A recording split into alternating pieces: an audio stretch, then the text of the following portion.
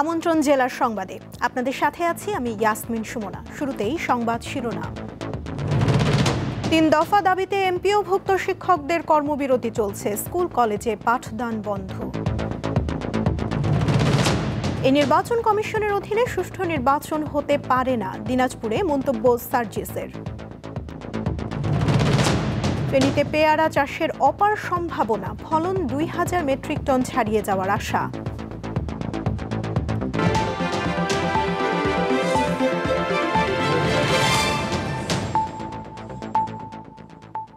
এবারে বিস্তারিত।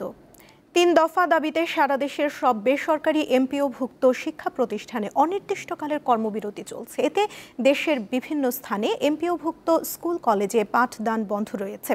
ঢাকার সঙ্গে নওগাঁর ১১টি উপজেলার সকল মাধ্যমিক পর্যায়ের প্রায় ৮ শতাধিক শিক্ষা প্রতিষ্ঠানের শিক্ষকরা কর্মবিরতি পালন করছেন। মূল বেতনের ওপর ২০% হারে বাড়ি ভাড়া, চিকিৎসা ভাতা ১,৫০০ টাকা এবং কর্মচারীদের উৎসব ভাতা ৭৫% উন্নীত করার ৩ দফা দাবিতে টানা অবস্থান ও কর্মবিরতি পালন করছেন তারা। দাবি মেনে প্রজ্ঞাপন না জারি হওয়া পর্যন্ত আমরণ অনশন করবেন বলে আন্দোলনকারী শিক্ষকরা জানিয়েছেন।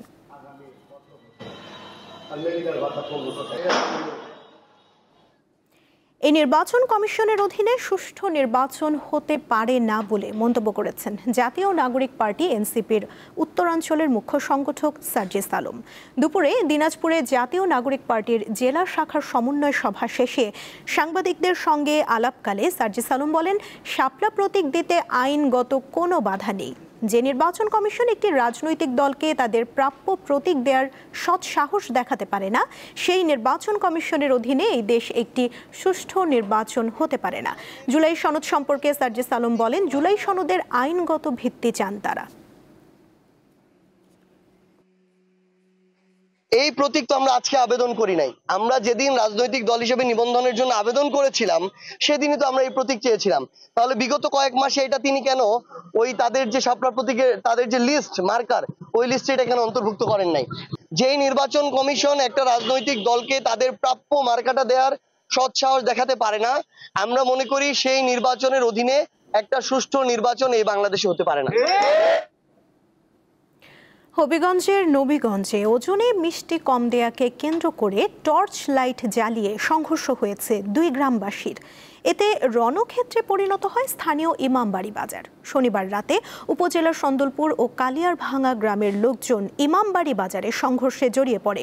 পুলিশ জানায়, সম্প্রতি কালিয়ারভাঙ্গা গ্রামের সাদমান আহমেদ ইমন সন্দলপুর গ্রামের আমির উদ্দিনের দোকান থেকে মিষ্টি কেনেন।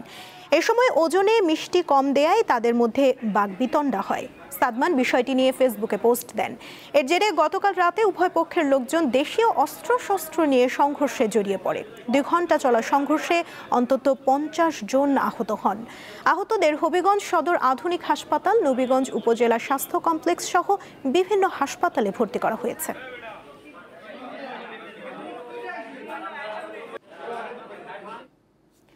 বাংলাদেশের জলসীমায় অনুপ্রবেশ করে মাছ ধরার অভিযোগে বঙ্গোপসাগর থেকে একটি ভারতীয় ফিশিং ট্রলার এবং ১৪ জন ভারতীয় জেলেকে আটক করেছে নৌবাহিনী।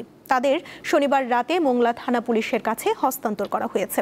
মোংলার সিনিয়র মৎস্য কর্মকর্তা জাহিদুল ইসলাম জানান, শুক্রবার রাতে ফেয়ারওয়ে বয়া এলাকায় অভিযান চালিয়ে ১৪ জেলে সহ এফবি শুভযাত্রা নামের ট্রলারটি আটক করা হয়। ট্রলারটিতে থাকা জেলেরা ভারতের পশ্চিমবঙ্গের দক্ষিণ ২৪ পরগনার কাকদ্বীপ এলাকার বাসিন্দা। তারা বাংলাদেশের জলসীমায় প্রবেশ করে অবৈধভাবে মাছ ধরছিল। ট্রলার সহ প্রায় ৫৫০ কেজি বিভিন্ন প্রজাতির মাছ জব্দ করে নিলামে বিক্রি করা হয়েছে। মোংলা থানার ভারপ্রাপ্ত কর্মকর্তা জানান, ভারতীয় জেলেদের বিরুদ্ধে সমুদ্র সীমা লঙ্ঘন ও মৎস্য সম্পদ লুটের অভিযোগে মামলা হয়েছে। রোববার দুপুরে বাগেরহাট আদালতের মাধ্যমে তাদের জেল হাজতে প্রেরণ করা হয়েছে। এবারে কেওয়াই স্টিল চট্টগ্রাম সংবাদ।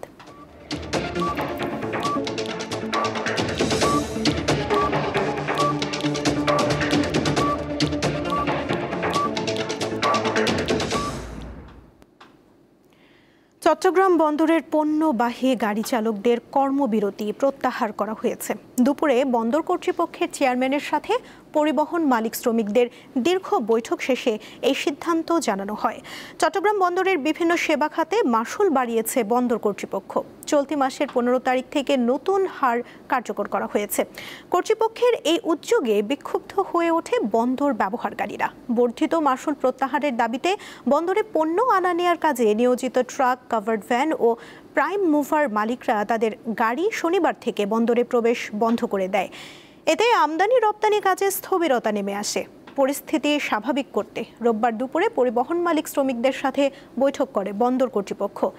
এ সময় বন্দরে গাড়ি প্রবেশে বর্ধিত গেট ফি আপাতত স্থগিত রাখার সিদ্ধান্ত হয়েছে বলে জানান বন্দর কর্তৃপক্ষের সচিব।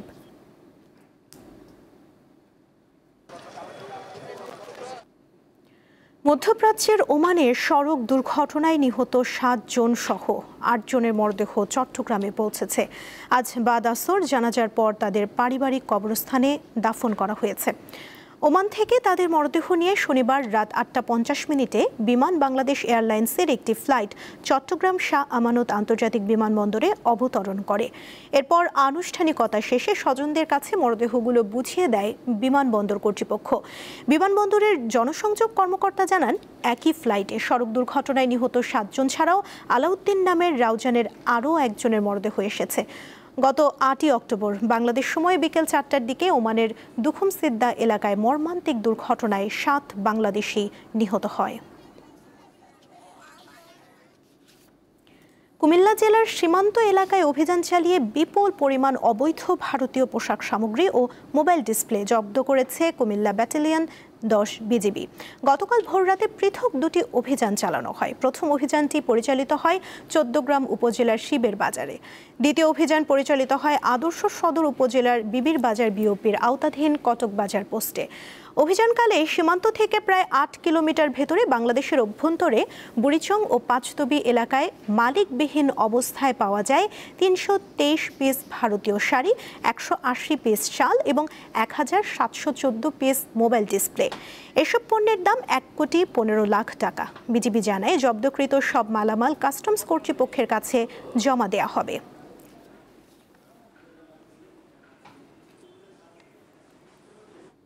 পাবনার সেন্ট্রাল হাসপাতালে এক প্রসূতিকে যৌন হয়রানির অভিযোগে 3 জনকে আটক করেছে পুলিশ।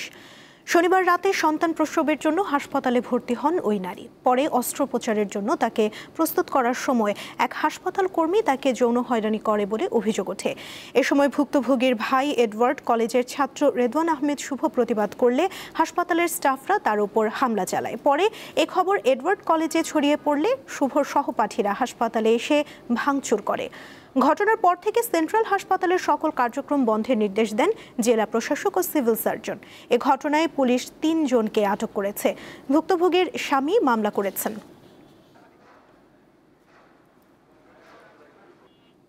2025 সালের সার ডিলার নিয়োগ নীতিমালা বন্ধ ও কমিশন যৌক্তিক পর্যায়ে নির্ধারণের দাবিতে জামালপুরে মানববন্ধন অনুষ্ঠিত হয়েছে। দুপুরে বাংলাদেশ ফার্টিলাইজার অ্যাসোসিয়েশন জামালপুর জেলা ইউনিট এই মানববন্ধন ও স্মারকলিপি প্রদান কর্মসূচির আয়োজন করে।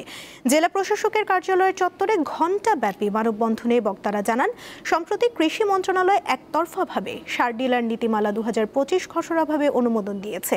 নীতিমালায় যেসব শর্ত আরোপ করা হয়েছে তাতে সার বিতরণের চরম অস্থিরতা তৈরি হবে। ক্ষতিগ্রস্ত হবে সারের ডিলার ও কৃষকরা।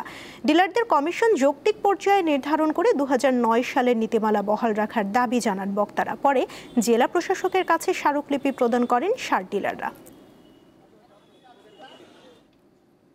ফেনীর বিভিন্ন স্থানে অনাবাদী ও পতিত ভূমিতে বাণিজ্যিকভাবে পেয়ারা চাষের অপার সম্ভাবনা দেখা দিয়েছে। জেলার কয়েকজন উদ্যোক্তা সফল হওয়ায় অনেকে এগিয়ে এসেছেন। চলতি বছর ফেনীতে পেয়ারার ফলন 2000 মেট্রিক টন ছাড়িয়ে যাবে বলে জানিয়েছে কৃষি বিভাগ। একটা সময় ফেনীতে শখ করে বাড়ির আঙিনা ও আশপাশের খালি জায়গায় লাগানো হতো পেয়ারা গাছ। গত কয়েক বছর বাণিজ্যিকভাবে সফলতা পাওয়ায় এখন জমিতেও চাষ হচ্ছে পেয়ারা। ব্যবসায়িক সাফল্য দেখে পেয়ারা চাষে ঝুঁকছেন নতুন উদ্যোক্তারা। ফেনী সদর উপজেলার ধর্মপুরে 3 একর পতিত জমি ইজারা নিয়ে মিশ্র ফল বাগান গড়ে তোলেন 3 যুবক। তাদের বাগানে এখন প্রায় 1,500 উন্নত জাতের গাছে থোকায় থোকায় পেয়ারা ঝুলছে। আমরা মোটামুটি প্রতি গাছ থেকে প্রায় 30 থেকে 40 কেজি বাৎসরিক একটা ফল কালেকশন করতে পারি। মোটামুটি যার বাজার মূল্য প্রায় 15 থেকে 20 লক্ষ টাকার মতো। বেলে ও দোআঁশ মাটি পেয়ারা আবাদের জন্য সবচেয়ে উপযোগী। কৃষি বিভাগের পরামর্শে স্থানীয় উদ্যোক্তারা পতিত জমিতে পেয়ারা চাষ করে ভালো ফলন পাচ্ছেন। ফেনীতে যেসব পতিত জায়গা আছে, মানে সুনিষ্কাশিত জায়গা যেগুলাতে পানি থাকে না, এগুলাতে দিন দিন পেয়ারার আবাদ বৃদ্ধি পাচ্ছে এবং পতিত জায়গাগুলা চাষের আওতায় আসছে। কৃষকও খুশি, আমরাও কৃষি বিভাগ থেকে পরামর্শ দিয়ে তাদেরকে এগুলা করিয়ে তৃপ্তি পাচ্ছি। জেলার বিভিন্ন স্থানে এবার 180 হেক্টর জমিতে পেয়ারার বাণিজ্যিক আবাদ হয়েছে। এসব বাগান থেকে 2000 মেট্রিক টন পেয়ারা আশা করছে কৃষি বিভাগ। থাই পেয়ারা, গোল্ডেন এইট পেয়ারা এবং থাই 3 পেয়ারার জাত রয়েছে। এই জাতগুলা 12 মাসি জাত। এর ফলে দেখা যাচ্ছে কৃষক বছরে 3 থেকে 4 বার হারভেস্ট করতেছে। 3 থেকে 4 বার ফল পাওয়ার কারণে তার যে দৈনন্দিন খরচ, মজুরি খরচ ইত্যাদি খরচগুলা বারবার উঠে আসার কারণে সে আর্থিকভাবে লাভবান হচ্ছে। ফেনীতে বছরে প্রায় 8 কোটি টাকার পেয়ারা চাষ হচ্ছে বলে জানায় কৃষি বিভাগ। দীপ্ত বার্তা কক্ষ। জেলার সংবাদ শেষ করার আগে শিরোনামগুলো জানিয়ে দিচ্ছি আরও একবার। 3 দফা দাবিতে এমপিওভুক্ত শিক্ষকদের কর্মবিরতি চলছে, স্কুল কলেজে পাঠদান বন্ধ। এই নির্বাচন কমিশনের অধীনে সুষ্ঠু নির্বাচন হতে পারে না, দিনাজপুরে মন্তব্য সার্জিসের। ফেনীতে পেয়ারা চাষের অপার সম্ভাবনা, ফলন 2000 মেট্রিক টন ছাড়িয়ে যাওয়ার আশা।